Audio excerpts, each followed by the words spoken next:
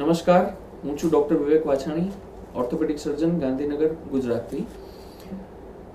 આપણને સૌને ખબર છે કે આજે આપણે એક કોરોના નામની બહુ મોટી મહામારીમાંથી પસાર થઈ રહ્યા છીએ અને આખી દુનિયા એની સામે લડી રહી છે.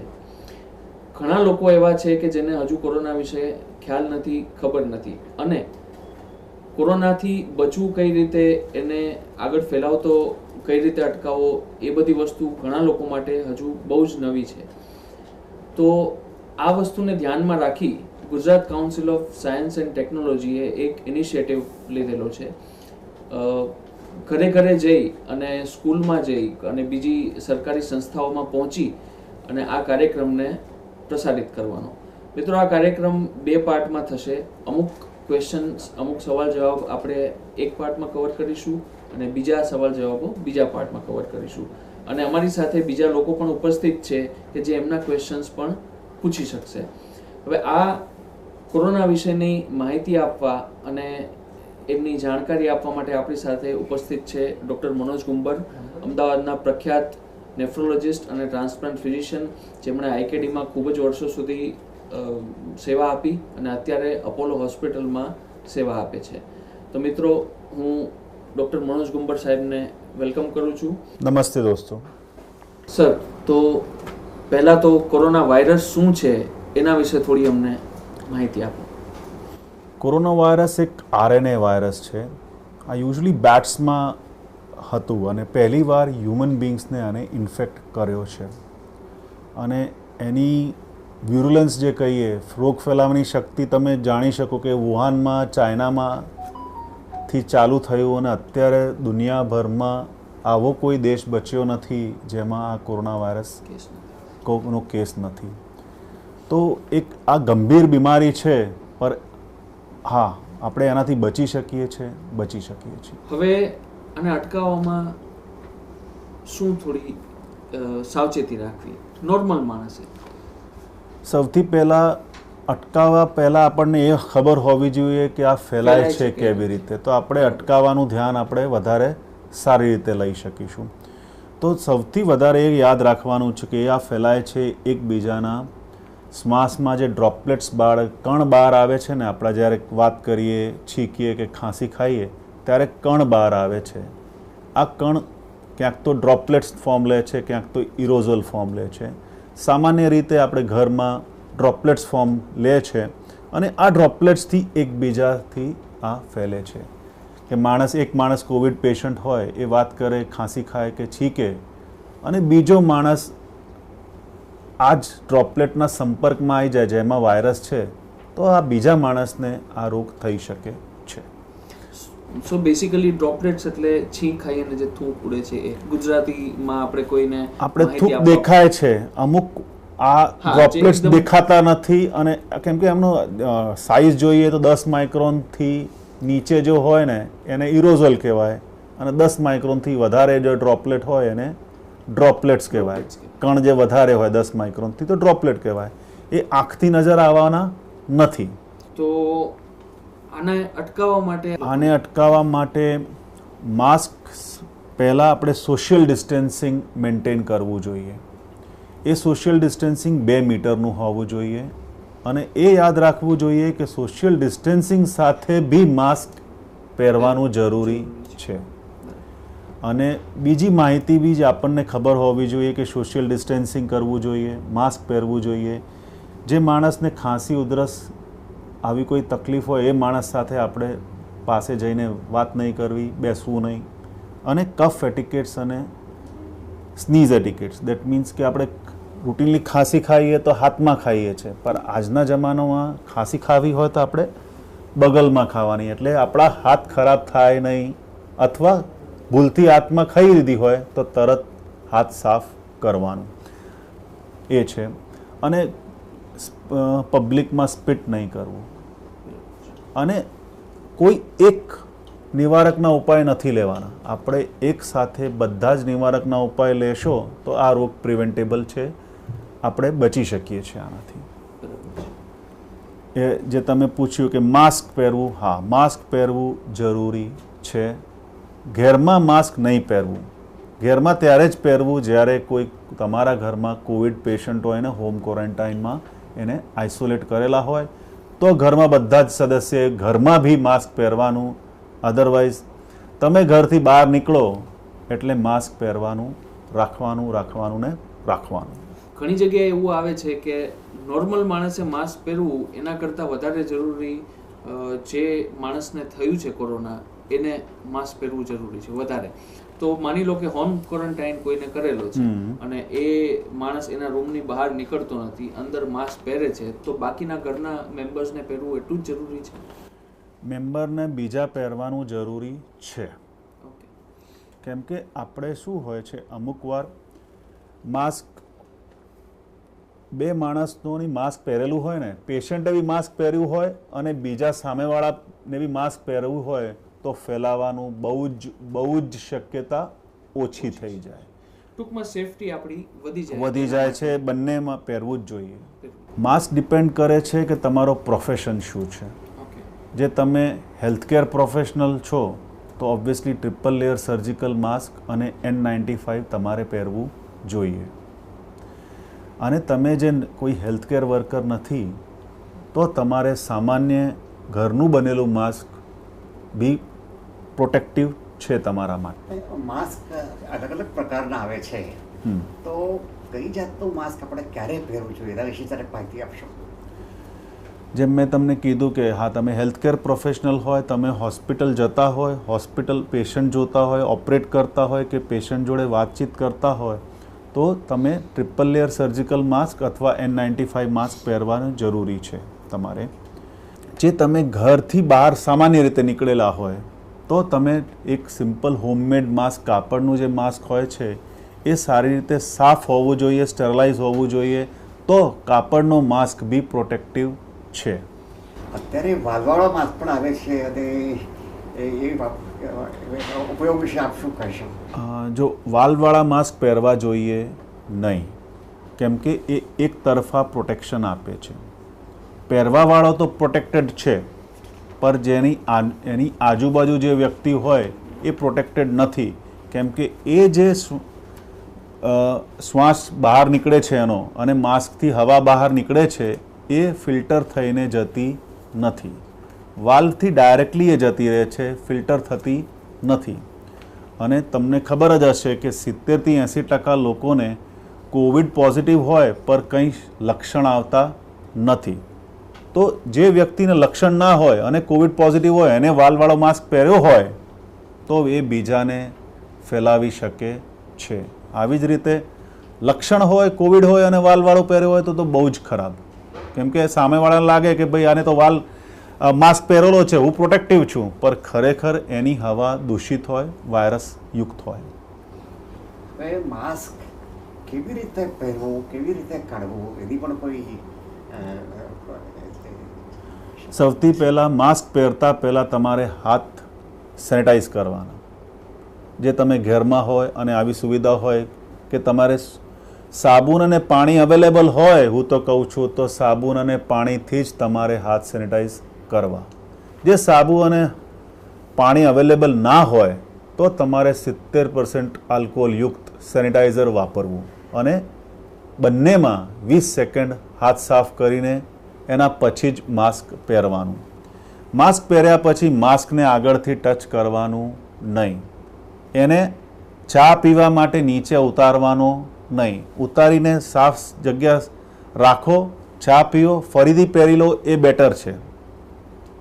અને ઉતારતા વખતે બી માસ્કને આગળથી ટચ કરવું નહીં. સ્ટ્રિંગ્સ હોય છે એ સ્ટ્રિંગ્સ પકડીને તમારે માસ્ક ઉતારવાનું. માસ્કનો ફરીથી ઉપયોગ કરી શકાય? આજે મેં વાપર્યું પછી આવતીકાલે ઉપયોગ કરી શકો? એ ડિપેન્ડ કરે છે કે તમે કઈ જાતનો માસ્ક પહેરો છો. જે ટ્રિપલ લેયર સર્જિકલ માસ્ક પહેરો તો એ મેક્સિમમ 8 કલાક તમે યુઝ કરી શકો છો. એના પછી તમે યુઝ કરી શકતા નથી. તમારે એ ડસ્ટબિનમાં જ ફેંકવું જોઈએ. તમારો માસ્ક ભીનો થઈ જાય તોય એ માસ્ક પ્રોટેક્ટિવ નથી. ટ્રિપલ લેયર સર્જિકલ માસ્ક ભીનું થાય કે ગમે તે માસ્ક ભીનું થાય એ એનું પ્રોટેક્શન જતો રહે, એટલે તમારે એ માસ્ક ચેન્જ કરી દેવાનો. હોમમેડ માસ્ક જે છે એ તમે સ્ટેરલાઇઝ કરી શકો છો. એ તમે સિમ્પલ તમે પ્રેશર કુકરમાં 10 મિનિટ બોઇલ કરી દો અને સુકાવી દો તો એ સ્ટેરલાઇઝ થઈ જાય, અથવા પતીલીમાં 15 મિનિટ કરી દો વગર પ્રેશર કુકરે તો 15 મિનિટ લાગે અને તમે સુકાવી દો. આ સુવિધા ના કરવી હોય, ના અવેલેબલ હોય તો સિમ્પલ સાબુ અને પાણીથી ધો અને તમે 5 કલાક માટે એને સૂર્યના પ્રકાશમાં સુકાવી દો, અથવા સાબુન પાણી સાથે ધો અને 5 મિનિટ ગરમ ઇસ્ત્રી કરી દો. આ રીતે માસ્ક સ્ટેરલાઇઝ થઈ શકે છે. અને N95 માસ્ક આમ ડિસ્પોઝેબલ છે, પર તમે જે એને પ્રોપર મેથડથી રીયુઝ કરી શકો છો. એ મેથડ એ છે કે તમારે જ્યારે બી N95 ખરીદો તો હું તો સલાહ આપીશ કે 4 માસ્ક મિનિમમ ખરીદો. બરાબર. અને માસ્ક ખરીદતા વખતે બી તમે 4 એન્વેલપ બી કાગળના એન્વેલપ ખરીદો અને એના ઉપર દરેક માસ્ક ઉપર 1 2 3 4 લખી દો અને એન્વેલપ પર 1 2 3 4 લખી દો. જે દિવસે યુઝ કરો એની તારીખ એન્વેલપ પર લખી દો અને યુઝ કર્યા 8 કલાક પછી ફરી એને એન્વેલપમાં નાખી દો, રેપ કરી દો અને 72 કલાક પછી જ એને યુઝ કરો. આ રીતે તમે N95 માસ્ક ડિસ્પોઝેબલ હોય છતાંય રીયુઝ કરી શકો છો. આપણે કીધું કે હોમમેડ માસ્ક. હવે હોમમેડ માસ્કમાં કોઈ પર્ટિક્યુલર મટીરિયલ અથવા તો એના લેયર 3 રાખવા કે સિંગલ લેયર ચાલે? ના, જે કોટન મટીરિયલ આવે છે ને, ટી શર્ટ મટીરિયલ જે હોય છે એ સૌથી સારો છે. આમ તો વેક્યુમ ક્લીનર મટીરિયલ હોય ને એનો પ્રોટેક્શન વધારે છે, પણ એ યુઝ કરશો તો તમે શ્વાસ લઈ શકશો નહીં, એમાં મુશ્કેલ થશે, સફોકેટ થઈ જશો. એટલા માટે 100% કોટનનો જે મટીરિયલ હોય ને એ તમે વાપરો અને એ સારો છે. અને સિંગલ લેયરમાં ચાલે? સિંગલ લેયરમાં રહે. હું તો કહું છું હોમમેડ માસ્ક જે છે એ સ્ટ્રિંગવાળો માસ્ક પહેરવો જોઈએ. ઓકે. અને સ્ટ્રિંગવાળો હોય બેસ્ટ છે કે તમે ફિટ કરી શકો છો તમારી હિસાબે. બીજું છે હેડ ઇલાસ્ટિક યુઝ કરવું જોઈએ. એની પ્રોપર ફેસ ફિટિંગ જે હોય છે હેડ ઇલાસ્ટિકની જે છે એ બેટર હોય છે as far as ear elastic mask are concern. બરાબર છે. ટૂંકમાં આપણી સ્ટ્રિંગમાં ફિટ થાય તો તમારે પ્રોટેક્શન વધારે છે. ઓકે સર, વચ્ચે તમે હમણાં સેનિટાઈઝર વિશે કીધું, આલ્કોહોલ 70%, તો એ આપણને કઈ રીતે ખ્યાલ આવે કે આ સેનિટાઈઝર સારું છે કે આ બરાબર પ્રોટેક્શન આપશે કે નહીં? બહુ જ સારો સવાલ છે, કેમ કે અમુક જગ્યાએ સબ સ્ટેન્ડર્ડ સેનિટાઈઝર મળે છે અને આપણે તો વાપરી લઈએ તો આપણે સુરક્ષિત છીએ, આપણું માર લઈએ કે આપણે તો વાયરસ મારી દીધો છે. પર એ બહુ અગત્યનું એ વસ્તુ છે કે તમે જે સેનિટાઈઝ યુઝ કરો છો એ પ્રોટેક્ટિવ છે કે નહીં. પહેલી વસ્તુ તો જ્યારે બી ખરીદો ત્યારે એક સેનિટાઈઝર લગાવો એટલે થોડું ઠંડકનું અહેસાસ થવું હાથમાં જરૂરી છે. બીજી વસ્તુ એ છે કે એ મેક્સિમમ 20 થી 25 સેકન્ડમાં તમારા હાથ તમે ઘસો ને તો સુકાઈ જવું જોઈએ. જે 30 સેકન્ડ કે 45 સેકન્ડ પછી બી ભીનું ને ભીનું જ રહેતું હોય તો એમાં જેટલો આલ્કોહોલ જોઈએ એ નથી. અને ત્રીજી વસ્તુ એ કે ભાઈ તમે ઘણા બધા પરફ્યુમ્ડ સેનિટાઈઝર આવે છે, પરફ્યુમ્ડ સેનિટાઈઝર વાપરવાના નહીં, કેમ કે એમાં લગભગ 70% આલ્કોહોલ હોતો નથી. તો આ 3 વસ્તુઓમાં તમને ખબર પડી જશે કે ભાઈ આ જે ભીનું રહી જાય ને તમારું હાથ વધારે પડતું ભીનું લાગે, આલ્કોહોલ છે જે જલ્દી ઉડી જાય, એટલા માટે ખબર પડી જાય આપણને કે ભાઈ બરાબર છે કે નહીં. આજકાલ જેલ વાળા પણ એટલે સેનિટાઈઝર મળે છે, તો એના વિશે શું કરવું આપણું કે નહીં? ના, જેલવાળા સેનિટાઈઝર યુઝ્યુઅલી 99.99% હું કહી શકું છું કે એમાં 70% આલ્કોહોલ નથી. એટલે જેલ સેનિટાઈઝર વાયરસ માટે અને COVID-19ના વાયરસ, કોરોના વાયરસ માટે સક્ષમ નથી. બરાબર છે. સેનિટાઈઝર કયા ટાઈમે વાપરવું? ઘણા લોકોને હજી આપણે જોઈએ છીએ કે સેનિટાઈઝરની બોટલ પોકેટમાં હોય એટલે કન્ટિન્યુઅસ વાપરતા રહેતા હોય છે. એ ટેકનિક આઈડિયલ છે કે કોઈ પર્ટિક્યુલર ટાઈમે કે ક્યારે ટચ કરીએ તો જ આપણે એને યુઝ કરવું? જો મેં તમને પહેલાં એક એડવાઇસ આપી કે જ્યાં સુધી બને ત્યાં સુધી સાબુન અને પાણી યુઝ કરવું. બરાબર છે. પણ ના છૂટકે આ ના હોય તો સેનિટાઈઝર યુઝ કરવું જોઈએ. તમારે રૂટીનલી આમ હેલ્થકેર પ્રોફેશનલ હો તો ઓબ્વિયસલી તમે હોસ્પિટલમાં જાઓ તો માસ્ક પહેરો, માસ્ક પહેર્યા પછી માસ્ક ઉતાર્યા પછી ભૂલથી તમારે માસ્ક ટચ થઈ જાય આગળ તો સેનિટાઈઝ હાથ કરી લેવા જોઈએ. કોઈ બી પ્રોસિજર કરો કરી લેવા જોઈએ. પેશન્ટને એક્ઝામિન કરો એના પછી કરી લેવા જોઈએ. હેલ્થકેર પ્રોફેશનલને આવું કરવું જોઈએ. પણ જે તમે ઘેરમાં હો તો તમારે સેનિટાઈઝર જમતા પહેલાં, જમ્યા પછી, બાથરૂમ યુઝ કરતાં પહેલાં, બાથરૂમ યુઝ કર્યા પછી, અને તમારા ઘરમાં કોઈ કોવિડ પેશન્ટ હોય અને તમે એની કેર કરતા હોય, એના રૂમમાં તમે સાફ કરતા હોય. આમ તો કોવિડ પેશન્ટે પોતે જ સફાઈ કરવી જોઈએ, પણ તમે જે ગ્લવ્સ પહેરીને બી સફાઈ કર્યા હોય, સફાઈ કર્યા પછી, ગ્લવ્સ ઉતાર્યા પછી તમારે હાથ સેનિટાઈઝ કરવા જોઈએ. તો આ આટલું બધું નથી કે હર 10 મિનિટે કરો, આવું જરૂરી નથી. બરાબર. સર બહાર જતી વખતે ગ્લવ્સ વાપરવા જોઈએ? ના, રૂટીનલી એ જ કે હેલ્થકેર પ્રોફેશનલ માટે જે ગ્લવ્સ છે એ એમનું ઇન્ડિકેશન્સ જુદા છે. આમ પબ્લિકને વાયરસથી બચવા માટે ગ્લવ્સ પહેરવા ઇસ્તેમાલ કરવું જોઈએ નહીં. હા, તમે ઘરમાં કોવિડ પેશન્ટ હોય અને તમારી એના રૂમ તમે જે સાફ કરવા જરૂરી હોય, તમે એટલે કોઈ બીજો વ્યક્તિ, તો તમારે ગ્લવ્સ પહેરવા જોઈએ. પણ તમે પ્રોટેક્શન માટે ઘરથી બહાર નીકળો તો ગ્લવ્સ પહેરવા જોઈએ નહીં. સર, કઈ વસ્તુઓથી વાયરસ ફેલાય છે? કે એનો જે સ્પ્રેડ છે ને એ ડ્રોપલેટ્સ જ છે. પણ હા, એ વસ્તુ જુદી છે કે આપણે સરફેસ અત્યારે જે છે સરફેસનું ધ્યાન રાખવું જોઈએ. બહાર જઈએ તો કોઈ બી સરફેસને જ્યાર સુધી જરૂર ના હોય ને ત્યાં સુધી ટચ કરવું નહીં. પહેલી વસ્તુ.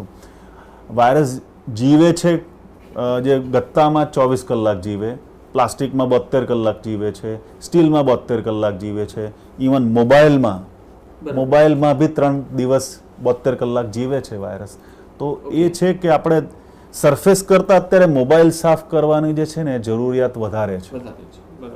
કે આપણે મોબાઈલ દિવસમાં 50 વાર 100 વાર ટચ કરતા હોઈએ છીએ, અને મોબાઈલના વાત કરતા વખતે મોબાઈલ અને આપણું જે છે ને સંપર્ક નાકનું અને મોઢા બહુ પાસે હોય છે. એટલે વાયરસ તમારા મોબાઈલમાં હોય તો તમારા મોઢામાં જવાનું છે ને તમને ઇન્ફેક્ટ કરવાનું જ છે. એટલે મોબાઈલ મેં બી તમે સેનિટાઈઝ કરવું જોઈએ. સર, મોબાઈલ પણ સાફ કરતી વખતે સંભાળ રાખવી જરૂરી છે, કારણ કે ઘણી વખત એનો કોન્ટેક્ટ ખરાબ થઈ જાય છે. કેવી રીતે કરવું હવે? તો આપણે દિવસમાં 100 વખત યુઝ કરતા હશો. હા, મોબાઈલ સાફ કરતા વખતે તમારે કાળજી રાખવી જોઈએ. એમાં તમારે શું કરવાનું હોય છે, અમુક લોકો ડાયરેક્ટલી એના સેનિટાઈઝર ડાયરેક્ટલી મોબાઈલ પર સ્પ્રે કરી દે છે. એ ખોટી વસ્તુ છે. તમારો મોબાઈલ ખરાબ થવાનું છે ને થવાનું છે.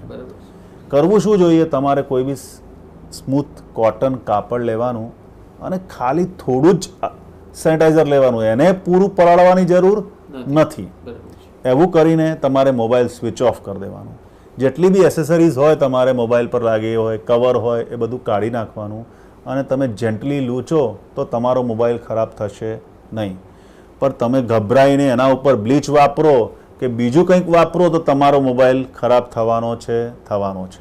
સર, ઘર વપરાશની વસ્તુઓ સેનિટાઈઝ કરવી જરૂરી છે? ફોર એક્ઝામ્પલ, સવારે મારે ન્યૂઝપેપર આવે તો મારે ન્યૂઝપેપર કેટલો ટાઈમ સુધી ના ટચ કરવું? જો આમ તો ડૉક્ટર વિવેક, ન્યૂઝપેપરથી કોરોના વાયરસ ફેલાવાની શક્યતા બહુ જ ઓછી. પણ છતાંય આપણે આવું હોય કે ના, આપણે બહુ જ બીક લાગતી હોય તો પેપર આવ્યા પછી 2 કલાક પેપરને પડ્યા રહેવા દો. પેપર વાંચ્યા પછી હાથ સેનિટાઈઝ કરી લો. પર હું માનું છું, ગભરાવો નહીં, પેપર વાંચી શકો છો, શાંતિથી વાંચી શકો છો. પણ સર, કરન્સી નોટ શું કરવું? સેમ કરન્સી નોટ, જે જ્યાં સુધી માણસે થૂક ના લગાવી હોય ને કરન્સી નોટ પર, ત્યાં સુધી એના પર બી એનાથી બી ફેલાવાની શક્યતા બહુ ઓછી છે. પર જ્યાં સુધી બને આજે અત્યારે કરન્સી નોટ વાપરવા નહીં. પર ઓબ્વિયસલી અમુક જગ્યા કરન્સી નોટ વગર ચાલતું નથી. પણ તો બેસ્ટ શું છે કે તમારે જે કરન્સી નોટ લાયા હોય ને તમે એને સાઈડમાં મૂકી દો, અથવા મૂકતા પહેલાં તમારે ઇસ્ત્રી કરી દેવાના. ગરમ ઇસ્ત્રી કરી દો નોટ ઉપર, બંને બાજુ કરવાનું, એ યાદ રાખવાનું. તો તમે તરત યુઝ કરી શકો છો. અથવા નોટ લાવીને 72 કલાક બાજુમાં મૂકી દો અને પછી યુઝ કરો. ઘર વપરાશ માટેની વસ્તુઓ આપણે બહારથી લાવીએ તો એને તરત યુઝ કરવી? જો તમે શાકભાજી લાયા હોય, આઈડિયલી શાકભાજીને 2 કલાક બાજુમાં મૂકી દો. બાજુમાં મૂક્યા પછી તમારે પાણી અને બેકિંગ સોડામાં 30 મિનિટ એને પલાળી દેવાની અને પછી વાપરવો તો કંઈ, અને લૂંચી કાઢવાની તો પછી કંઈ વાંધો નથી. ગ્રોસરી આઇટમ બેટર છે કે તમે પ્લાનિંગથી લાવો. એના 72 કલાક પછી કોઈ બી ગ્રોસરી આઇટમને વાપરવાનું નહીં. સાઈડમાં એક કોર્નરમાં મૂકી દો, એને ટચ કરવાનું નહીં. 72 કલાક પછી તમે વાપરી શકો. એના પહેલાં વાપરવું હોય અને પ્લાસ્ટિકનું એનું કવર હોય તો તમારે પછી સેનિટાઈઝર વાપરીને પછી વાપરવું જોઈએ. બરાબર છે. ઘરને કેટલી ફ્રીક્વન્ટલી સેનિટાઈઝ કરવું જોઈએ? ઘરની વસ્તુઓ, સરફેસીસ. જો તમારા ઘરમાં કોવિડ પેશન્ટ હોય તો તમારે પાણીથી અને સાબુથી સેનિટાઈઝ કરવાનું, લૂંચવાનું. ઇવન ફ્લોરને બી તમે પાણી અને સાબુથી લૂંચો, એના પછી તમે ઓર્ડિનરી બ્લીચનો એક પોતું કરી દો ને તમે, તો તમારું ઘર સેનિટાઈઝ થઈ જાય. આ રહી વાત તમારા ફ્લોરની. ઓર્ડિનરી હું કહું છું જેમાં ઘરમાં કોઈ કોવિડ પેશન્ટ ના હોય, સાબુ અને પાણીથી, ડિટર્જન્ટવાળા પાણીથી તમે ઘરનું લૂંચો તો કંઈ વાંધો નથી. હા, તમે બીજી વસ્તુઓ તમારે સેનિટાઈઝ કરવી હોય તો તમારે એ પહેલાં 2માં ભાગ પાડી દેવાના. ધાતુવાળી વસ્તુ હોય કે વગર ધાતુવાળી વસ્તુ હોય. જે ધાતુવાળી વસ્તુ હોય તો એમાં બ્લીચ વાપરવું નહીં. એને તમે કદાચ ક્યાંક તો ડિટર્જન્ટ અને પાણીથી સાફ કરવાનું અથવા સેનિટાઈઝરથી સાફ કરી લેવાનું.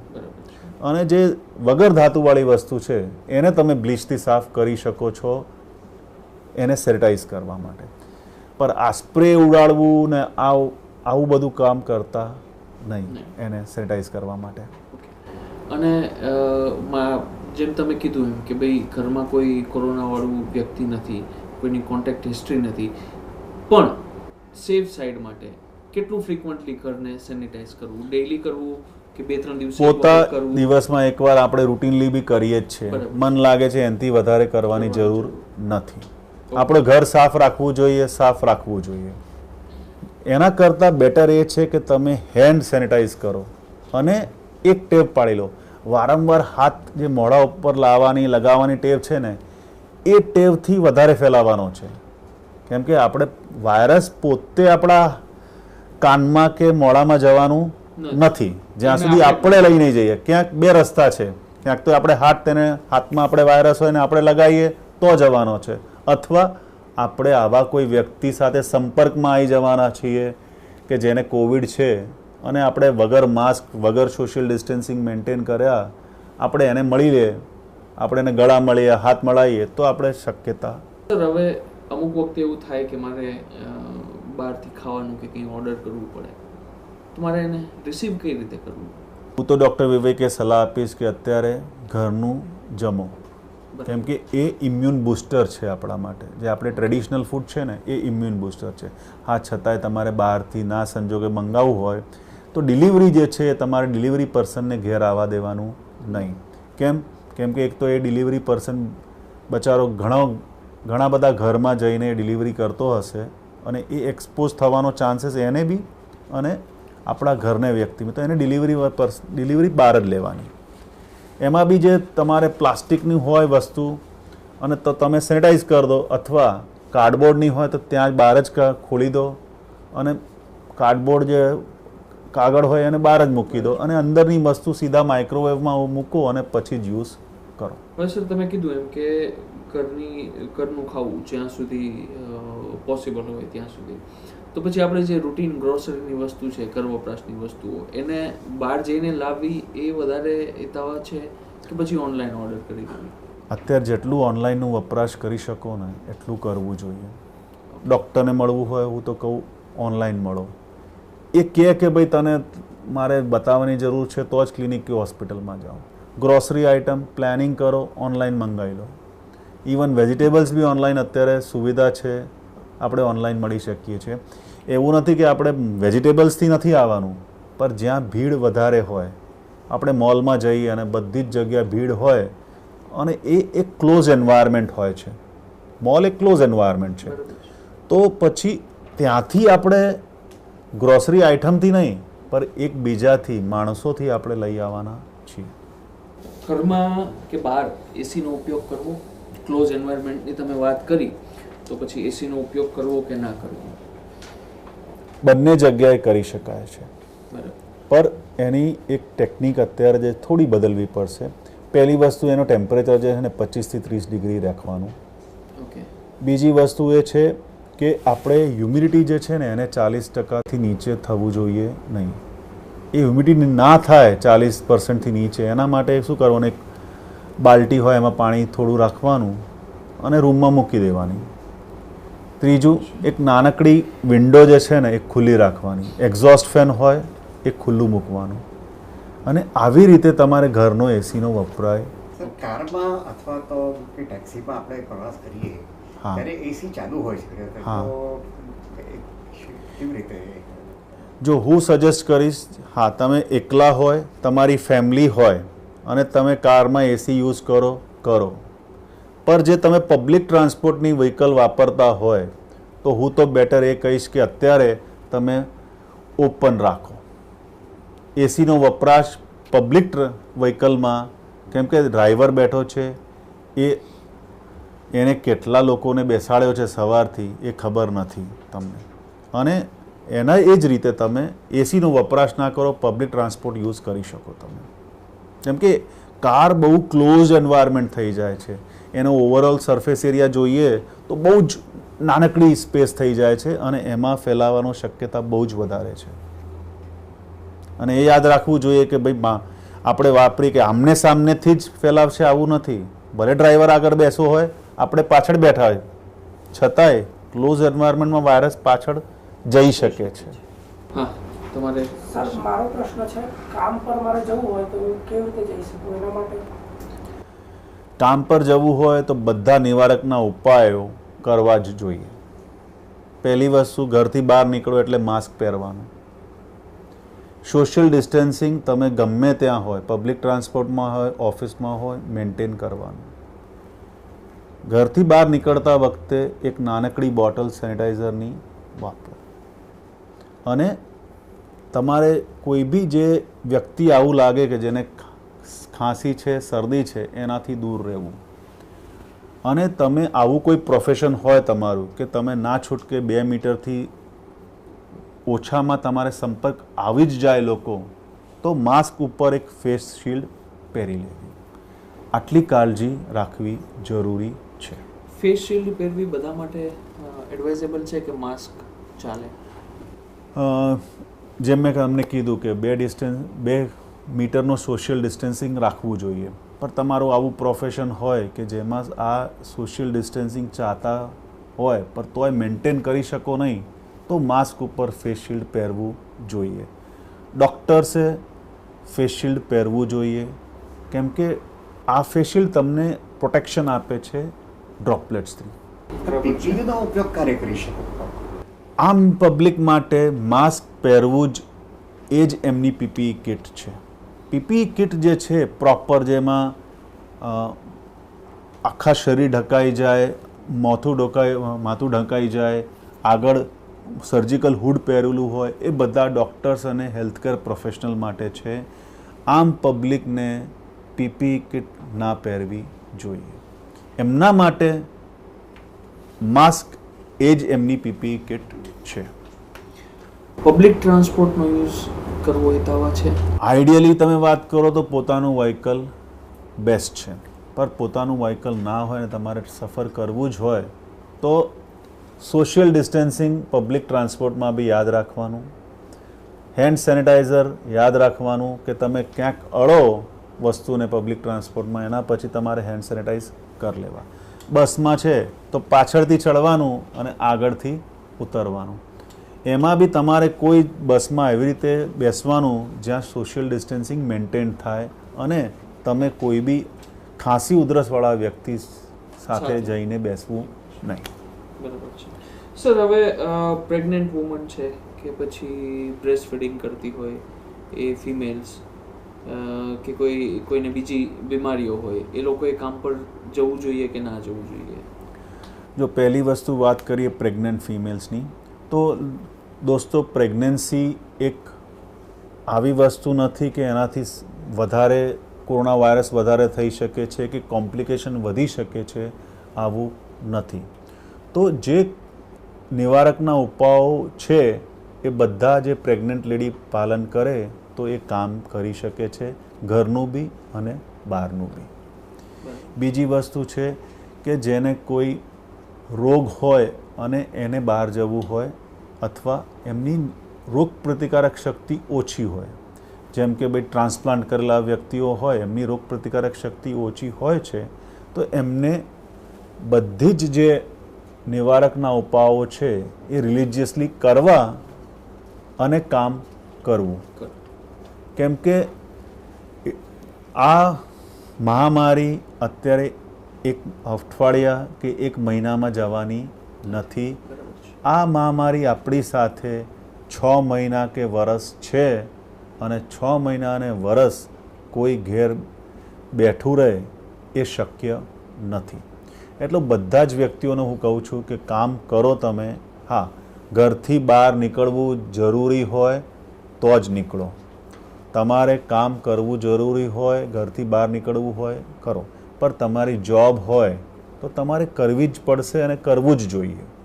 પર નિવારકના બધા ઉપાયો લઈને એ ધ્યાન રાખીને અને ચૂક ના હોવી જોઈએ.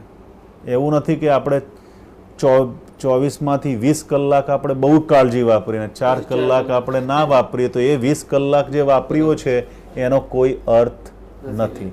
ટૂંકમાં કહેવા માંગુ છું કે જે માસ્ક, સોશિયલ ડિસ્ટન્સિંગ મેન્ટેન કરો, જ્યાં સુધી બહાર છો તમે ઘરની કરો. માસ્ક જ્યાં સુધી બહાર છો તમે પહેરો. એવું નહીં કે ભાઈ આપણે પોલીસવાળાથી બચવા માટે 4 રસ્તા પર પહેરી લઈએ અને પછી ઉટાડીને સાઈડમાં મૂકી દઈએ, એવું કરવું નહીં. ટૂંકમાં તમારું જીવનું જેટલું ધ્યાન રાખો છો એટલું અત્યારે માસ્કનું ધ્યાન રાખવાનું છે. બિલકુલ. ચાચા સર, તમે ટ્રાન્સપ્લાન્ટની વાત કરી. હવે ટ્રાન્સપ્લાન્ટના દર્દીઓને ઘણી બધી દવાઓ ચાલુ હોય છે. તમે જેમ કીધું કે રોગ પ્રતિકારક શક્તિ, એ ઇમ્યુનોસપ્રેશન દવાઓ ચાલુ હોય છે, તો એ લોકોએ બંધ કરવી જોઈએ? ના, એ ધ્યાન રાખવાનું કે ઇમ્યુનોસપ્રેસિવ દવાઓ જે છે એમના માટે લાઈફલાઈન છે. એ બંધ કરશો તો જે બી ઓર્ગનનો ટ્રાન્સપ્લાન્ટ કરેલું હશે તમારું, કિડની, લીવર, હાર્ટ, એ ચાલવાનું બંધ થઈ જશે. તો મિત્રો, ઇમ્યુનોસપ્રેસિવ દવાઓ જે ચાલે છે, જે ડોઝમાં ચાલે છે એ ચાલુ જ રાખો, એ જ ડોઝમાં. પર હા, નિવારકના ઉપાયો ફરજિયાત કરવા. અચ્છા સર, ડૉક્ટરને ઘરમાં કોઈને કંઈ પ્રોબ્લેમ હોય નાનો મોટો, અપાર્ટ ફ્રોમ તાવ ને શરદી, એના સિવાય કોઈ પ્રોબ્લેમ હોય, તાવ શરદી માટે તો લોકો અત્યારે જવાના જ છે, પણ એ સિવાયની કોઈ તકલીફ હોય તો ડૉક્ટર પાસે જવું કે ના જવું? જો ડૉક્ટર પાસે પહેલાં મેં કીધું ને તમને કે ઓનલાઈન કન્સલ્ટેશન કરી લેવું બેટર છે. જે તમે તમારો ડૉક્ટર ઓનલાઈન કન્સલ્ટેશન કરવા તૈયાર હોય, ઓનલાઈન કન્સલ્ટેશન કરી લેવું. તો અને એ કહે કે ભાઈ આ દવાઓ તમે લઈ લો, મને લાગતું નથી કે તમને આવવાની જરૂર છે અને આ દવા વાપરો. પર એ કહે કે ના ભાઈ, તને તો મારે ક્લિનિક પર અથવા હોસ્પિટલમાં ફેસ ટુ ફેસ કન્સલ્ટેશન કર્યા પછી જ મને પ્રોબ્લેમ સોલ્વ થશે, તો જવું તમારે. પર હા, જતા વખતે અને ત્યાં રહેતા વખતે બી એ યાદ રાખવાનું કે જેટલું શક્ય હોય એટલું ઓછું ટાઈમ હોસ્પિટલ કે ક્લિનિકમાં વિતાવવું. એના માટે તમારે પ્રોપર એપોઇન્ટમેન્ટ લઈને જવી.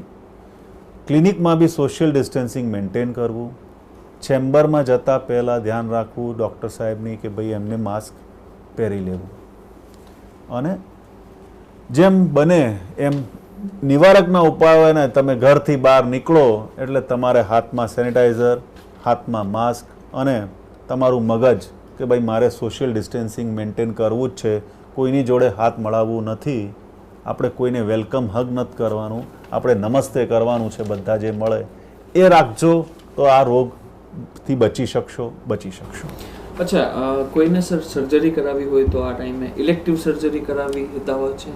ઇલેક્ટિવ સર્જરી ડિપેન્ડ કરે છે કેટલી જરૂરી છે.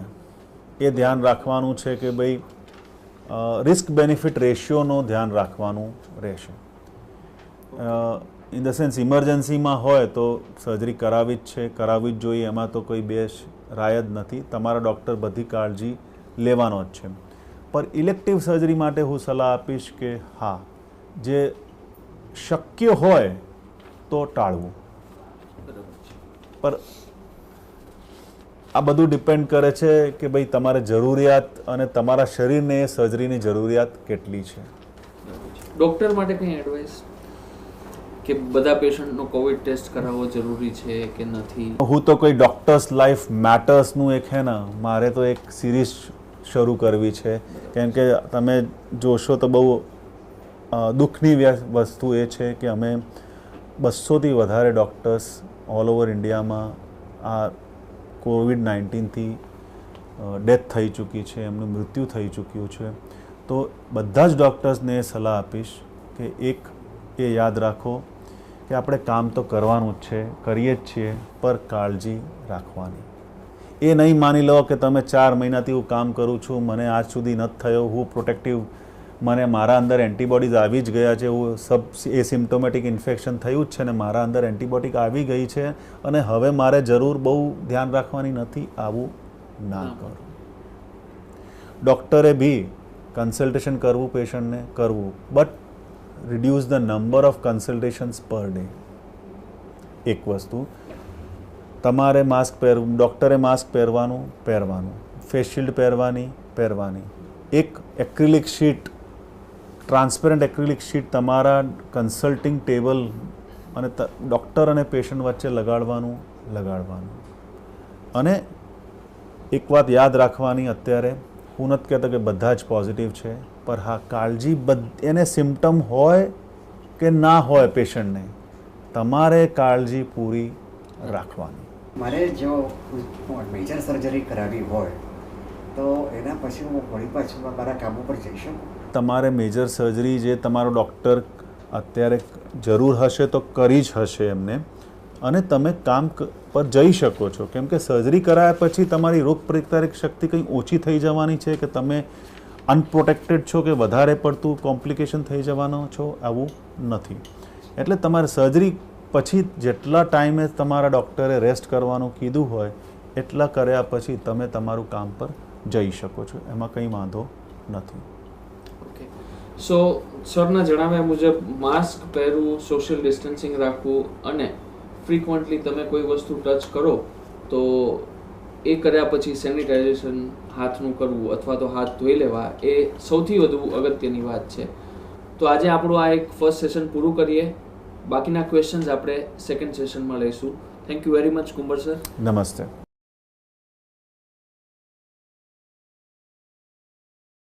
નમસ્તે, હું ડૉક્ટર વિવેક વાછાણી આજે ફરી હાજર થયો છું આપણા કોરોના અવેરનેસ ઇનિશિયેટિવના પાર્ટ 2 માટે. આપણી સાથે હાજર છે ડૉક્ટર મનોજ કુંબર, જેમણે આપણને કોરોના વિશે લાસ્ટ ટાઈમ આપણને માહિતી આપી, કઈ રીતે માસ્ક પહેરવું, કઈ રીતે સેનિટાઈઝ કરવું, કઈ રીતે ફેલાતો અટકાવવો અને બીજી ઘણી બધી. આજે આપણે આગળ વધીએ અને ડૉક્ટર કુંબર સાહેબ પાસેથી બીજી એના કોરોના ડિઝીઝ વિશેની માહિતી લઈએ. તો સર, સૌથી પહેલાં અમને જણાવો કે કોરોનાના સિમ્ટમ્સ શું હોય છે, લક્ષણો શું હોય છે? નમસ્તે દોસ્તો. સૌથી પહેલાં એ યાદ રાખવાનું કે 70થી 80% પીડિત લોકોને કોરોનાથી જે પીડિત હોય એમાં લક્ષણ આવતા નથી. લક્ષણમાં તાવ આવવું અને ખાંસી આવવી એ મુખ્ય લક્ષણ હોય છે, પણ અમુક લોકોને ગળામાં ખરાશ થવી કે વીકનેસ થવી, જનરલાઇઝ વીકનેસ, અથવા કંઈક થોડા ઘણા લોકોને તો ફક્ત માથામાં દુખાવો થવું અથવા લકવો મારી જવું, અને અમુક પેશન્ટમાં ફક્ત ડાયરિયા થઈ જવા, એટલે વધારે પડતું સંડાસ જવાની જે ફ્રિકવન્સી છે એ વધી જવી. બીજો કોઈ સિમ્ટમ ના હોય અને ફક્ત ડાયરિયા હોય, આવું બી બની શકે છે.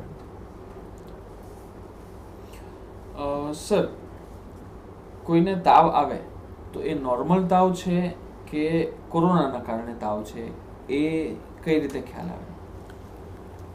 અત્યારે આ મહામારીમાં તાવ આવવું અને આપણે કોઈ રીઝન ના આપી શકાય કે આ તાવ તમારે પેશાબમાં બળતરા બળતા હોય તો એ યુરિનમાં ઇન્ફેક્શનના કારણે હોઈ શકે છે, પણ જે બીજું કંઈક કારણ ના મળે તો અત્યારે માની લેવું કે ભાઈ કોવિડનો ટેસ્ટ કરાવવાની તો ફરજિયાત છે.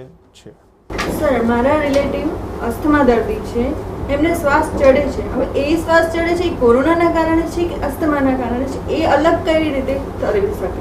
જો કોઈ બી પેશન્ટ અસ્થમાનું હોય ને તો એને એ ખ્યાલ હશે કે અમુક સિઝનમાં એને આ અસ્થમાની તકલીફ વધી જાય છે ને શ્વાસ ચડે છે, તો એ સિઝનમાં થયું છે કે નથી થયું એ જાણવું. પ્લસ દવાઓ તમારે મૂકી દેવી નહીં. જે અસ્થમાનો દર્દી હોય, તમારે જે દવાઓ ચાલતી હોય, ભલે ઇન્હેલ્ડ સ્ટીરોઇડ્સ ચાલતા હોય તો ચાલુ રાખવું. બીજી વસ્તુ છે કે તમે અસ્થમાના સામાન્ય રીતે જે તમે સિઝનમાં ના ફેલાય અને અત્યારે બીજો સિઝન હોય અને તમને શ્વાસ ચડ્યો હોય અને તમને ડાઉટ લાગતો હોય કે છે આ અસ્થમા છે કે કોવિડ છે, તો તમારા ડૉક્ટરને સંપર્ક કરી લેવું સારું. કેમ કે શ્વાસ ચડવું બી એક કોરોનાનો લક્ષણ હોઈ શકે છે, પણ અસ્થમામાં તમને ખબર પડશે નહીં. તો હું તો એ જ સજેસ્ટ કરીશ કે તમે તમારા ડૉક્ટરને કોલ કરી લેવો. સર, હવે આપણે નોકરી ધંધાથી આપણે રોજ બહાર જઈએ છીએ, તો મને ક્યારેક એવો ડાઉટ થાય કે હું કોઈ કોરોના દર્દીના સંપર્કમાં આવી ગયો છું, તો મારે શું કરવું જોઈએ? સૌથી પહેલાં તો એક, તમે કયા કોરોનાના દર્દીને કયા સંજોગોમાં છો એ નોંધ લેવી. ભાઈ, તમે એ દર્દી સાથે જ્યારે તમે એના સંપર્કમાં આવ્યા ત્યારે એને માસ્ક પહેર્યું હતું, તમે માસ્ક પહેર્યું હતું કે નહોતો પહેર્યો, તમે એક રૂમમાં ગોઠવા એટલે ભેગા થયા હતા અથવા ઓપન એન્વાયરમેન્ટ હતું, અને તમે કેટલા મિનિટ એ દર્દી સાથે વિતાયા છે એ એની નોંધ લેવી અને તમારા ડૉક્ટરને કોલ કરવો. તમારો ડૉક્ટર નિર્ણય લેશે કે તમે ખરેખર કોન્ટેક્ટ છો કે નહીં. જે તમે કોન્ટેક્ટ છો તો તમારો ડૉક્ટર તમને કોવિડ ટેસ્ટ કરવાનું કહેશે, અને જ્યાં સુધી રિપોર્ટ નહીં આવે ત્યાં સુધી આઇસોલેશન એટલે તમારે બીજા કોઈ વ્યક્તિ સાથે મળવાનું નહીં, એક રૂમમાં બેસી રહેવું. કોવિડ ટેસ્ટ કરાવે, નેગેટિવ આવે બહુ જ સારું, જે પોઝિટિવ આવે તો આપણે એની ટ્રીટમેન્ટ કરવી. તમે કીધું કે ઘરે બેસી રહેવું, એ સિવાય બીજી કોઈ હોમ ક્વોરન્ટાઇન માટે કંઈ કાળજી રાખવી જરૂરી છે? જો હોમ ક્વોરન્ટાઇન એક વિષય આવું છે કે આપણે તમારે પ્રોપર એકચ્યુઅલી રૂમ ક્વોરન્ટાઇન કરવું જોઈએ. તે તમે પોઝિટિવ કોઈ ઘરમાં પેશન્ટ પોઝિટિવ હોય અને ઘરમાં ટ્રીટમેન્ટ લેવા માંગતો હોય તો એના એક ક્રાઇટેરિયા હોય છે. પહેલી વસ્તુ, એને ડાયાબિટીસ હોવું જોઈએ નહીં, બ્લડ પ્રેશરનો મરીજ ના હોવો જોઈએ, એને હૃદયની કોઈ બીમારી ના હોવી જોઈએ, એ વધારે પડતું જાડો ના હોવો જોઈએ, એને કિડનીની કોઈ તકલીફ ના હોવી જોઈએ, એને કેન્સરની કોઈ તકલીફ ના હોવી જોઈએ, તો જ એ હોમ ક્વોરન્ટાઇન માટે એલિજિબલ છે. બરાબર. બીજી વસ્તુ, તમારે પાસે એક સેપરેટ રૂમ હોવો જોઈએ જેમાં દર્દી રહી શકે અને પરિવારના સભ્ય એ રૂમમાં આવવા જવળ ના થાય, તો જ તમારે આ કરવી. ત્રીજી વસ્તુ એ બી જરૂરી છે કે તમારો કોઈ કેરટેકર હોવો જોઈએ તમારા ઘરમાં, જે તમારી દેખભાલ કરી શકે, દર્દીની દેખભાલ કરી શકે, અને એક જ કેરટેકરે જિમ્મેદારી લેવી એને હોમ ક્વોરન્ટાઇન પેશન્ટની દેખભાલ કરવા. દેખભાલ એટલા માટે કે ભાઈ એ દર્દી તો રૂમમાં રહેવાનો છે, એ બહાર આવવાનો નથી. એને જમાડી શકાય છે, હા, કોઈ એક વ્યક્તિ જિમ્મેદારી લે કે 14 દિવસ સવાર સાંજ ને રાત્રે એ જ માણસ જાય અને એને જમાડે. અંદર ગયા વખતે એ ધ્યાન રાખે કે ટ્રિપલ લેયર સર્જિકલ માસ્ક બંને પહેરે, પેશન્ટે પહેરે અને એના ઘરમાં જે સેવા કરે છે એની એ બી પહેરે. તો આ છે કે બધું હોમ ક્વોરન્ટાઇન કરી શકો છો. દર્દીએ પોતાનું ટેમ્પરેચર લેવું, પલ્સ ઓક્સિમીટરથી સેચ્યુરેશન જોતા રહેવું, અને તમને ટેમ્પરેચર જ્યારે ગયું એની બી નોંધ લેવી, અને સેચ્યુરેશન તમારો જે 94% આવે તો તમારા ડૉક્ટરને કોલ કરવો. તમારો સેચ્યુરેશન પહેલા દિવસ અને 14 દિવસે બી તમારે 94%થી તો વધારે રહેવું જ જોઈએ અને તમારે શ્વાસ ચડવું જોઈએ નહીં. જે તમને શ્વાસ ચડે તો તમારે હોમ ક્વોરન્ટાઇનથી હોસ્પિટલ કેરમાં શિફ્ટ થઈ જવું. કોરોના પોઝિટિવ દર્દીને રૂમ આપણે સાફ કરવી પડે, એ કેવી રીતે સાફ સફાઈ કરવી ત્યાં રૂમની? કોરોના દર્દીનો રૂમ દર્દી પોતે જ પોતાનો રૂમ સાફ કરે ને પોતાનું બાથરૂમ સાફ કરે એ જરૂરી છે. પણ હા, એની આવી વીકનેસના કારણે એ ના કરી શકે તો ઘરમાંથી બીજો કોઈ વ્યક્તિ, એક વ્યક્તિ કરી શકે છે. વ્યક્તિએ ધ્યાન રાખવું કે સાફ રૂમમાં એન્ટર કરતા પહેલાં એ બાયણા ખોલી દે. બીજી વસ્તુ, માસ્ક પહેરે, ટ્રિપલ લેયર સર્જિકલ માસ્ક પહેરે. બધી વસ્તુ સાફ કરતાં પહેલાં હાથ સાફ કરે, હાથ સાફ કર્યા પછી ગ્લવ્સ, ડિસ્પોઝેબલ ગ્લવ્સ પહેરે. બધી વસ્તુ સાફ કરે. બાથરૂમ બી સાફ કરવું જરૂરી છે, બાથરૂમના નળ બી સાફ કરવા જરૂરી છે. પર બધી જ યાદ રાખવાનું, બાથરૂમમાં બી જાઓ એટલે બાથરૂમનો દરવાજો પહેલાં 5 મિનિટ ખુલ્લું મૂકી દેવાનું, એના પછી જ બાથરૂમમાં એન્ટર થવું. તો આ બધું કરવામાં એટલા માટે આપણે કહીએ છીએ કે દર્દી તો પીડિત છે જ, અને દર્દીને લીધે બીજા ઘરમાં કોઈ બીજા સભ્યને થવું જોઈએ નહીં. અચ્છા સર, હોમ ક્વોરન્ટાઇન જે વ્યક્તિ છે તો ડેફિનેટલી તમે કીધું એમ કે એનો રૂમ કોઈએ શેર કરવો નહીં, ખાલી બસ એમની જીવન જરૂરિયાતની વસ્તુ એને પહોંચાડી દેવી. અને હા, નાનું છોકરું હોય અને એને જમાડવા પૂરતું જવું પડે તો એ વસ્તુ આખી અલગ છે. પણ માની લો કે સર બહુ નાનું છોકરું છે કે જે એકલું રહી શકે એવું નથી, તો એના માતા પિતાએ એમની સાથે રહેવું પડે, અથવા તો કોઈ ઘરના એક સભ્યએ ક્યારેક રહેવું પડે, તો એના માટે શું કાળજી રાખવી? જો આઈડિયલી હોમ ક્વોરન્ટાઇનમાં દર્દીએ સેપરેટ રૂમમાં રહેવું. પણ જેમ તમે કીધું કે બાળક બહુ જ નાનો છે અને માતા પિતાની સાથે રહેવું પડે છે, પહેલી વસ્તુ તો એ જ રાખવાનું કે માતા પિતા પેશન્ટ હોય તો ભલે નાનો બાળક કેટલો બી નાનો હોય સાથે નહીં રાખવાનું. હા, દૂધ પીતો બાળક હોય એ વાત જુદી છે, બાકી નહીં તો એ બાળકને સાથ રાખવાનું જ નહીં. હા, દર્દી જે બાળક હોય તો પછી મા બાપને રહેવું પડે કદાચ, તો પછી મા બાપે કાળજી રાખવી કે એને માસ્ક પહેરાવો અને પોતે બી માસ્ક પહેરવું. પર દર્દી જે 3 વર્ષથી નાનો હોય તો એને માસ્ક ના પહેરવાની જ સલાહ આપવી, કેમ કે એ સફોકેશન થશે તો એને ખબર નહીં પડે કે સફોકેશન શું છે, કેવું ફિલિંગ થાય છે, એ નહીં કહી શકે. તો 3 વર્ષથી ઓછા જે દર્દી હોય, આમ તો બાળકોને કોરોના થવાની શક્યતા બહુ ઓછી, એમાં કોમ્પ્લિકેશન થવાની શક્યતા તો બહુ જ ઓછી. હા, પણ એ યાદ રાખવાનું છે કે બાળકને કોરોના થાય એને સિમ્ટમ ઓછા થશે, પણ એ બીજાને કદાચ ફેલાવી વધારે શકે છે, કેમ કે એને ખબર નથી કે આ સોશિયલ ડિસ્ટન્સિંગ શું છે અને શું કાળજી રાખવી એ નથી. કોઈ સામાન્ય વ્યક્તિ હોય યા કોઈ તબીબી વ્યવસાયિક હોય તો એના માટે પ્રોફિલેટિક દવા ખરી? જો પ્રોફાઇલેક્સિસ દવા છે, હાઇડ્રોક્સીક્લોરોક્વિન નામની દવા છે, પર એ સામાન્ય વ્યક્તિઓને લેવી જોઈએ નહીં, ફક્ત હેલ્થકેર પ્રોફેશનલે લેવી જોઈએ. કેમ કે આ દવા જે છે એ ડૉક્ટરની સલાહની સાથે જ લેવી જોઈએ. અમુક દવાઓની સાથે આ ના લેવાય અને અમુક પેશન્ટ આને ના વાપરી શકે. એટલા માટે હાઇડ્રોક્સીક્લોરોક્વિન નામની દવા છે, સારી દવા છે, પ્રોટેક્ટિવ છે, પર હેલ્થકેર પ્રોફેશનલ જ વાપરવી.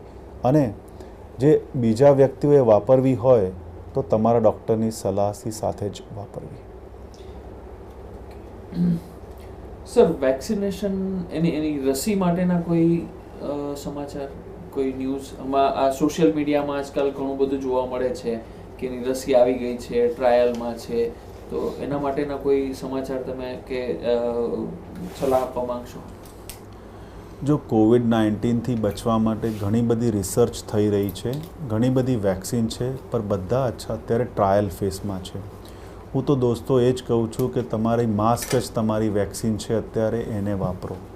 જે વસ્તુ તમારા હાથમાં છે, જે પ્રોટેક્ટિવ છે, એને વાપરો. જ્યારે વેક્સિન આવીશું તમે અને અમે બધા લઈશું. પર અત્યારે જે છે આપણા હાથમાં શું છે?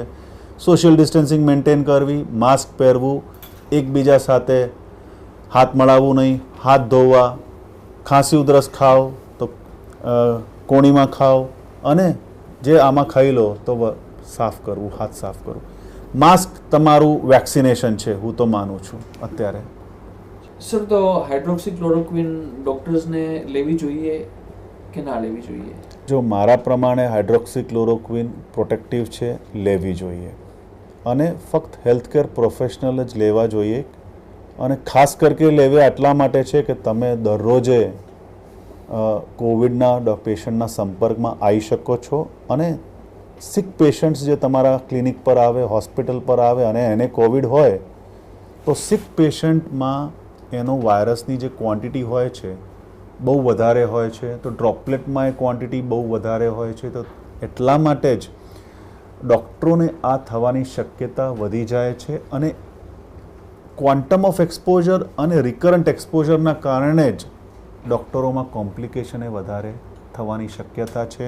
તો હું દોસ્તો એ જ રિક્વેસ્ટ કરીશ દરેક ડૉક્ટરને કે તમે હારે હાઇડ્રોક્સીક્લોરોક્વિન વાપરવી. અને તમારે જે ફિઝિશિયન હોય તો બહુ જ સારું. જે ફિઝિશિયન ના હોય તો કોઈ બી ફિઝિશિયન અને કાર્ડિયોલોજિસ્ટની સલાહની સાથે તમારે હાઇડ્રોક્સીક્લોરોક્વિન દવા વાપરવી.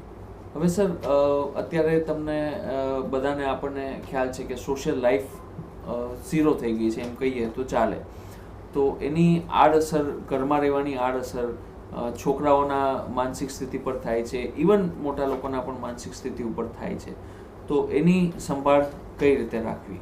જો તો એક વસ્તુ છે કે આપણે એકબીજાના ઘેર અત્યારે જઈ શકતા નથી, જવું બી ના જોઈએ. પર એકબીજાના સંપર્કમાં અમે રહી શકીએ છીએ ડિજિટલ મીડિયા થ્રુ. રહેવું જ જોઈએ. દરેક વ્યક્તિએ એકબીજાનું ધ્યાન રાખવાનું રહેશે. દરેક ફેમિલી મેમ્બરે એકબીજાનો સપોર્ટ બનવો જોઈએ. ક્વોલિટી ફેમિલી ટાઈમ સ્પેન્ડ કરવું જોઈએ. ગેમ્સ રમવા જોઈએ, કાર્ડબોર્ડ ગેમ્સ રમવા જોઈએ, કેરમ રમવું જોઈએ. અને નવી નવી હોબીઝ, તમે ગાર્ડનિંગ કરી શકો છો, તમે કોઈ નવી હોબી ડેવલપ કરી શકો છો, કુકિંગ કરી શકો છો. કહેવાનો તાત્પર્ય એ છે કે એકબીજાનો સપોર્ટ જરૂરી છે, એકબીજા જોડે વાત કરવી જરૂરી છે. અને ડિજિટલ મીડિયા થ્રુ એકબીજા સાથે સંપર્કમાં રહેવા બી જરૂરી છે. ખાસ કરીને છોકરાઓ માટે બહુ જરૂરી છે, કેમ કે સ્કૂલો બંધ છે છેલ્લા 3-4 મહિનાથી.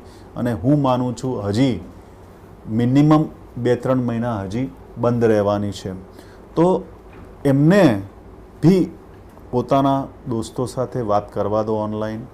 ઓનલાઈન મૂવીઝ કે કોઈ આવું હોય એ બી જોવા દો. પર હા, બહુ જ ઓનલાઈન રહેવાથી બી તકલીફ વધી શકે છે.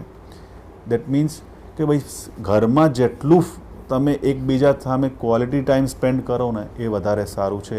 એક્સરસાઇઝ કરી શકો છો, યોગા કરી શકો છો. અને કોવિડ મીડિયાથી દૂર રહો. બહુ વધારે કોરોનાના ન્યૂઝ જે છે બહુ જ ચાલતા હોય, કેમ કે અમુક ડિજિટલ મીડિયા પર ઘણા બધા ન્યૂઝ ચાલતા હોય અને બધી જ ન્યૂઝ ડિજિટલ મીડિયા પર સાચી હોય આવું શક્ય નથી.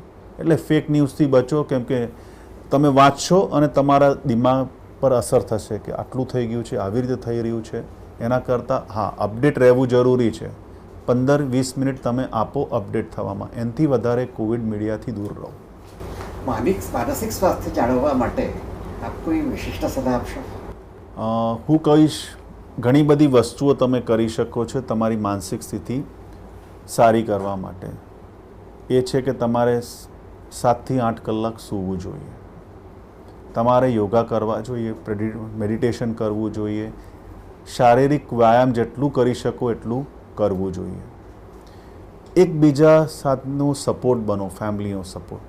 વાત કરો, ડિજિટલ મીડિયા થ્રુ કોન્ટેક્ટમાં રહો.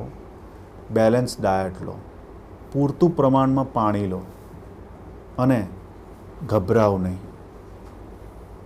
ખરાબ સમય છે, વીતી જશે. સાથોસાથ કોઈ સપ્લિમેન્ટ પણ લઈ શકાય, વિટામિન સી છે કે મલ્ટીવિટામિન છે? જો તમે વિટામિન સી સપ્લિમેન્ટ લઈ શકો છો, પણ હું તમને એ સલાહ આપીશ કે તમે બેલેન્સ ડાયટ લો, તમે લેમન જ્યુસ લો, ફ્રૂટ્સ ખાઓ, તો તમને વિટામિન સી એ મળશે અને બીજા વિટામિન એ મળશે તમને. કેમ કે વિટામિનની ગોળી લેશો, વિટામિન સીની ગોળી, તો ફક્ત વિટામિન સી જ મળશે. પણ જે તમે લેમન જ્યુસ બી પી લીધો તો એમાં ઘણું બધું મેગ્નેશિયમ આવશે, પોટેશિયમ આવશે, અધર વિટામિન્સ બી આવશે અને વિટામિન સી બી આવશે.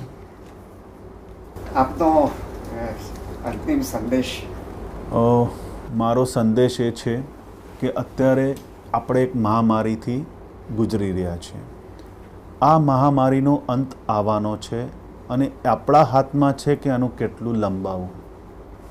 કહેવાનો તાત્પર્ય એ છે કે તમે જે માસ્ક અને સોશિયલ ડિસ્ટન્સિંગનો બી તમે પાલન કરી લો તો આ મહામારીનો અસર 50% થઈ જવાનો છે. તો એનો જે પીરિયડ જે છે એ ઓછો થઈ જવાનો છે.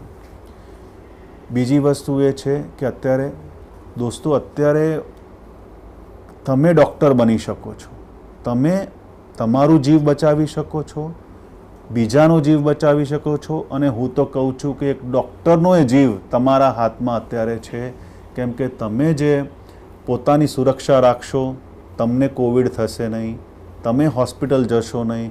કેમ કે હોસ્પિટલ જાઓ તો તમને તો તકલીફ છે જ, પણ તમારી સેવા કરવાવાળા બધા જ હોસ્પિટલના staff, paramedical staff, doctors, nurses, technicians, દરરોજે એમને એક્સપોઝર છે જ, રહેવાનું છે. પણ તો આપણી ફરજ છે અત્યારે કે આપણી સુરક્ષા કરીએ, આપણી ફેમિલીની સુરક્ષા કરીએ અને ડૉક્ટર્સ અને નર્સિસ, ટેકનિશિયન્સ, પેરામેડિકલ સ્ટાફની બી સેવા કરીએ. અને ડૉક્ટર લાઈવ્સ મેટર એક આપણે એક નવો સંદેશ આપીએ કે અમે તમારી સાથે છીએ, તમે અમારું ધ્યાન રાખો છો, પણ અમે બી તમારું ધ્યાન રાખીશું. ધ્યાન એ રીતે રાખવાનું છે, સોશિયલ ડિસ્ટન્સિંગ મેન્ટેન કરવાનું છે, માસ્ક પહેરવાના છે, એકબીજાને નમસ્તે કહેવાની છે અને એકબીજા સાથે હાથ મળાવવાનું નથી. હાથ ધોવાના છે, પૂરતું ટાઈમ હાથ ધોવામાં આપવાનું છે અને એકબીજાને વેલકમ હગ કરવાનું નથી. દિલથી કરવાનું છે, શારીરિક રૂપથી કરવાનું નથી. મિત્રો, આ હતા ડૉક્ટર મનોજ ગુંબર આપણી સાથે, જેમણે આપણને કોરોના વિશે ખૂબ જ સરસ માહિતી આપી. હું Gujarat council of science and technology અને ડૉક્ટર મનોજ ગુંબરને ખૂબ ખૂબ ધન્યવાદ કે જેણે આપણને કોરોના વિશે આટલી સારી માહિતી આપી અને આટલો સરસ ઇનિશિયેટિવ ઉઠાવેલો છે. તો એક જ મેસેજ છે આપના બધા માટે, ઘરે રહો, સ્વસ્થ રહો અને પોતાનું ધ્યાન રાખો. ધન્યવાદ.